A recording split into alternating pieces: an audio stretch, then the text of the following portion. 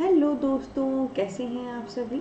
आप सभी का ही हार्दिक स्वागत और हार्दिक अभिनंदन करती हूँ मैं प्रीति मंडयाल, इंडिया के सबसे पहले पॉकेट फ्रेंडली चैनल और ऐप पॉकेट पढ़ाई पर। दोस्तों, आज हम आगे बढ़ेंगे और आज मैं आपके सामने एक ब्रांड न्यू यूनिट शुरू करने जा रही हूँ, इंग्लिश लिटरेचर एनडीए पेपर 2 की, जिसकी आज मैं आपके साथ पूरी स्ट्रैटेजी शेयर करूंगी बेसिकली कि कैसे कैसे इस यूनिट में क्या क्या आता है, क्या क्या पढ़ना है, कैसे पढ़ना है, कितने प्रश्न इस यूनिट से रहने की संभावना है और ओवरऑल क्या स्ट्रैटेजी इसको लेकर होनी चाहिए। तो आइए करना शुरू करते हैं। तो आइए मैं आपको बताना शुरू करती हूँ। दोस्तों, आज मैं बेसिकली जिस यूनिट को लेकर आपको बताना चाहती हूँ डेट इज़ यूनिट नंबर 6, जो इंग्लिश एनटीए पेपर 2 की है, जिसका नाम है English in India, history, evolution and future. ठीक है, यूनिट नंबर 6 है ये इंग्लिश लिटरेचर एनटीए पेपर 2 की। और ये जो पुराना वाला सिलेबस था उसमें ये यूनिट मौजूद नहीं थी, अब ये नए सिलेबस में ये यूनिट मौजूद है। तो ये जो यूनिट है दोस्तों, जैसा कि नाम से पता लग रहा है, English in India, history, evolution and future. तो इसमें हमने बेसिकली क्या देखना है, जो भी इंडिया में इंग्लिश लैंग्वेज है, ओके, तो इंग्लिश लैंग्वेज का क्या हिस्टोरिकल बैकग्राउंड रहा है, कब आई ये, कैसे आई, कैसे इसकी इवोल्यूशन रही है, कैसे समय के साथ इसमें प्रोग्रेस हुई एंड डिफरेंट तरक्की इसमें हुई, आगे बढ़ी, और क्या हम इसका फ्यूचर एक्सपेक्ट कर सकते हैं कि आने वाले समय में ये हमारे लिए कितनी इम्पॉर्टेंट है। ओके, तो ये जो स्पेसिफिक यूनिट है इसमें हमने इंग्लिश लिटरेचर नहीं बल्कि इंग्लिश लैंग्वेज पे फोकस करना है, और इंग्लिश लैंग्वेज पे भी बेसिकली इंडिया पे फोकस करना है। और इंडिया में भी 3 चीज़ें देखनी है, historical background, evolution and future. ठीक है, तो कैसे कब ये आई, कैसे समय के साथ इसकी ग्रोथ हुई, कैसे समय के साथ इसकी इवोल्यूशन हुई, और क्या हम इसका फ्यूचर एक्सपेक्ट कर सकते हैं। तो ये आई थिंक आपको पता लग गया कि इस यूनिट में बेसिकली है क्या है।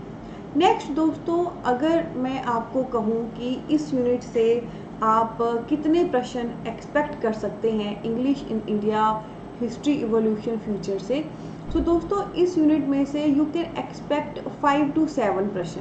ठीक है, ये ऐसा नहीं है, दिस इज़ फिक्स, ये ऐसा नहीं है कि फिक्स है कि इतने ही प्रश्न आएंगे, पर ओवरऑल जो मेरा एक्सपीरियंस है इतने सालों से पढ़ाने का, और 16 साल अब मुझे टीचिंग में हो गए हैं, तो वो, और जो मैंने डिफरेंट पेपरों का आलांकन किया है, उनको जो मैंने रिसर्च किया है, उसके according I can say 5 to 7 प्रश्न इससे रहने वाले हैं। ठीक है, इतने प्रश्न आए, इतने ना आए, इससे ज़्यादा आए, वो फिर बात अलग है, क्योंकि आप सब जानते हैं मैं हमेशा अपने हर लर्नर को एक गाइडेंस देती हूँ कि हमने कभी भी ये नहीं सोचना ये इम्पॉर्टेंट है इसे कर लो, या ये ज़्यादा इम्पॉर्टेंट है इसे ज़्यादा अच्छे से करो, या ये कम इम्पॉर्टेंट है इसे कम अच्छे से करो। आई ऑलवेज से, जो डिवाइन समय आप अपनी प्रेपरेशन को दोगे, यानी कि जितने दिल से, जितने अच्छे से आप पूरा अच्छे से पढ़ोगे, वही डिविनिटी आपको बैक करेगी, राइट। और आप सब जानते हैं दोस्तों, नेट पेपर में डे बाय डे कंपटीशन बढ़ रहा है, हर साल बहुत सारे पार्टिसिपेंट्स ऐड हो रही हैं, तो फिर जगह बनानी मुश्किल हो रही है। तो मुश्किल तो नहीं मैं कहूँगी, इम्पॉसिबल तो कुछ नहीं होता है, पर पॉसिबल तो है, पर फिर भी हमारी तैयारी, फिर अगर हमें औरों को 10 कदम पीछे करना है ना, तो हमारी तैयारी फिर 100 कदम आगे की होनी चाहिए। ये मैं क्यों बता रही हूँ कि डोंट अंडर एस्टिमेट कि इस यूनिट से 5 to 7 ही प्रश्न है, तो इस यूनिट को हम करें या नहीं, ऐसी गलती बिल्कुल मत करना। 10 यूनिट आपकी इंग्लिश एनटीए में, आपने हर यूनिट को अच्छे से करना है। मेरा काम है, मैं आपको गाइड करती रहूँगी, आपने अच्छे से करना है। ठीक है, तो अभी तक आपको 2 बातें पता लग गई कि इसमें इंग्लिश लिटरेचर नहीं, इंग्लिश लैंग्वेज है, और उसका हिस्ट्री, इवोल्यूशन, फ्यूचर है। सेकंड, आपको पता लग गया इस यूनिट में से 5 to 7 प्रश्न रहेंगे ऑन एन एवरेज, ये कम भी हो सकते हैं, ज़्यादा भी हो सकते हैं। और थर्ड, मैंने आपको बता दिया, हमको हर यूनिट को अच्छे से करना है ताकि हम कंपटीशन को बीट कर सकें। अब तीसरा आता है दोस्तों कि इसमें क्या क्या चीज़ें आएंगी।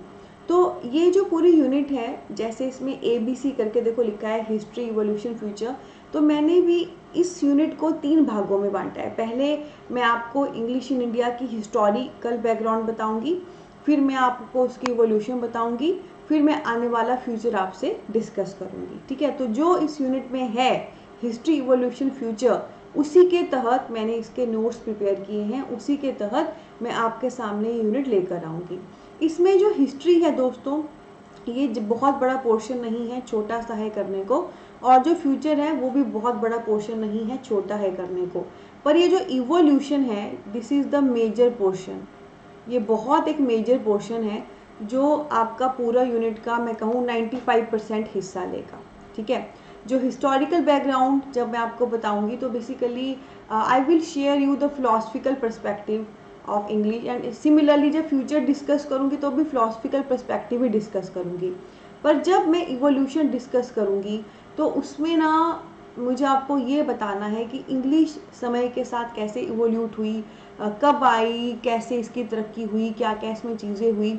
तो इसके तहत मैं बहुत सारे पर्सन्स आपके साथ डिस्कस करूँगी। इंडियंस भी होंगे, राजा राम मोहन राय, ब्रिटिशर्स भी होंगे, मैकॉले एंड ऑल, बहुत सारे पर्सन्स मैं आपसे डिस्कस करूँगी जिन्होंने इंग्लिश को लेके कंट्रीब्यूशन दिया है, इंग्लिश को लेकर समझाया है, और डिफरेंट और मैं आपके साथ different acts, commissions and resolution share करूँगी जो आए समय के साथ, कब आए, किसने दिए, उसके तहत उसमें क्या ऐड हुआ, और बहुत सारे फर्दर कमीशन जो अभी हाल ही की पॉलिसी है, नेशनल पॉलिसी जो 2020 में आई थी, वहाँ तक हम करेंगे। ठीक है, तो ये जो इवोल्यूशन रहने वाली है ये बिल्कुल पास्ट से लेकर बिल्कुल फ्यूचर तक, अभी 2020 तक, और उससे आगे का भी हम करने वाले हैं। ठीक है, तो क्लियर हो गया यूनिट में क्या है, क्या आएगा, कितने प्रश्न आएंगे, करना बहुत ज़रूरी है, और कौन सा हिस्सा इसका मेजर है और क्या मैं इसमें करवाऊंगी। अब नेक्स्ट आता है कि जैसे मैं इसमें जो जो आपको करवाऊंगी उसके अलावा क्या आपको कुछ और करने की ज़रूरत है या क्या स्ट्रेटजी रहनी चाहिए। तो दोस्तों इस यूनिट को लेकर मैं पूरा सीक्वेंस में चलूँगी, हिस्ट्री, फिर इवोल्यूशन एंड फ्यूचर, पूरा सीक्वेंस में ही जो पर्सन्स का योगदान है, एक्ट्स हैं, कमीशन है, रिजोल्यूशन है, कमीशन है, वो सारे चलूँगी। तो प्रॉपर इस यूनिट को बहुत ही प्यार से, बहुत ही सिस्टमेटिक वे से मैं कवर करवाऊँगी। तो आपने करना कुछ नहीं है, आपने बस एक काम करना है। ऐसे तो मैंने इसमें जो भी मटेरियल आपको देना है, चाहे मैं हिस्ट्री डिस्कस करूं, चाहे इवोल्यूशन के तहत कोई भी पर्सन, एक्ट, कमीशन डिस्कस करूं, या फ्यूचर पर्सपेक्टिव डिस्कस करूं, मैं अपने लेवल पे जितना बेस्ट मटेरियल आपको इंडिया लेवल पे है, सबसे बेस्ट मटेरियल मैं आपको दूंगी, अच्छे से पढ़ाकर याद करा दूंगी, आपको इंटरेस्ट क्रिएट करवा दूंगी, आपकी एक मजबूत फाउंडेशन दे दूंगी, वो मेरा आपसे वादा है।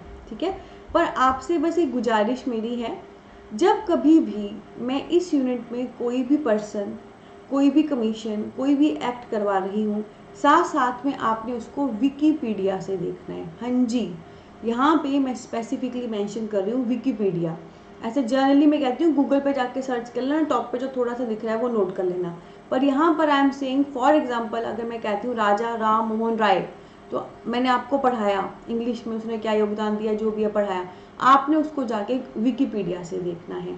तो इस यूनिट में स्पेसिफाई मैं करना चाहती हूँ, नेट से सर्च करेंगे, गूगल से करेंगे, पर specified Wikipedia is the right and appropriate site for doing all the topics in detail for this unit.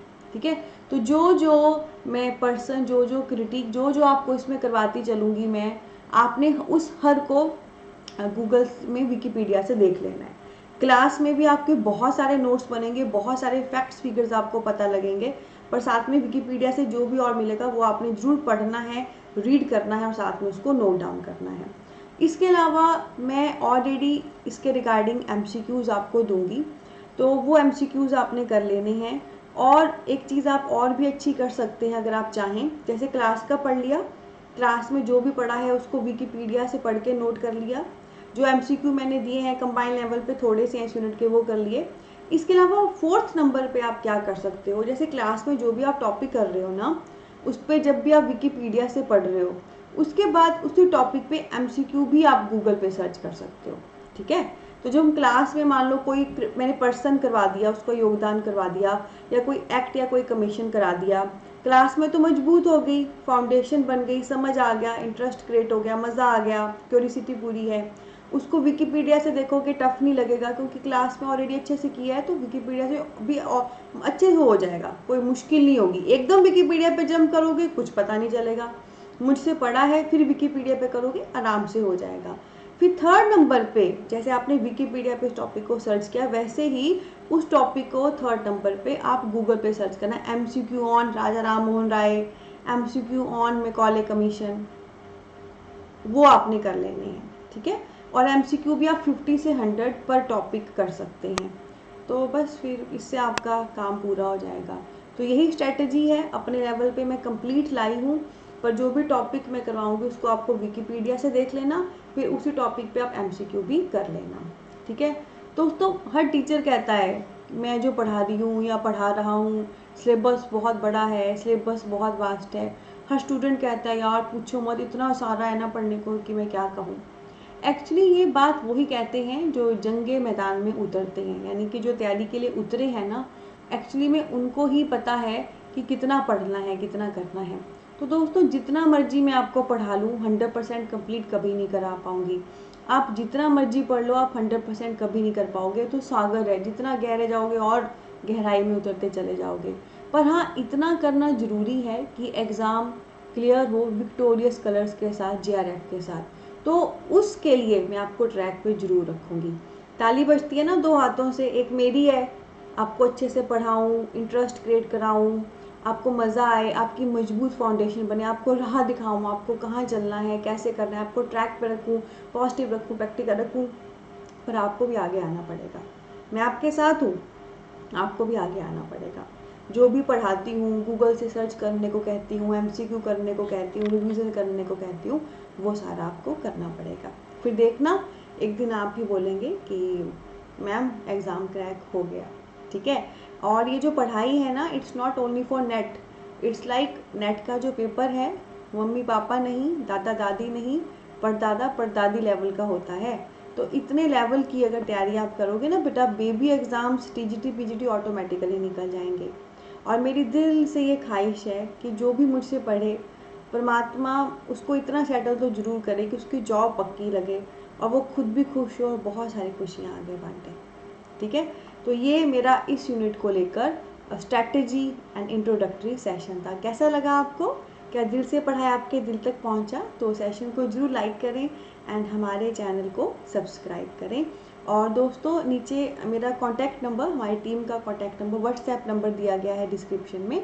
अगर आप इंग्लिश NTA की कंप्लीट तैयारी करना चाहते हैं, अच्छे से पढ़ना चाहते हैं, आगे बढ़ना चाहते हैं, तो ज़रूर हमें वहाँ पे व्हाट्सएप करिए, मैसेज करिए, कॉल करिए, हमारी टीम आपको ज़रूर हेल्प करेगी, ठीक है। और हाँ, बहुत प्यारा परिवार है हमारा, फेसबुक, इंस्टा, टेलीग्राम पे, उन सब के लिंक भी डिस्क्रिप्शन पे दिए गए हैं। बहुत सारा प्यार, बहुत सारी ब्लेसिंग। मिलते हैं एक और ऑसम ब्लॉसम सेशन के साथ यहीं पे। Take care.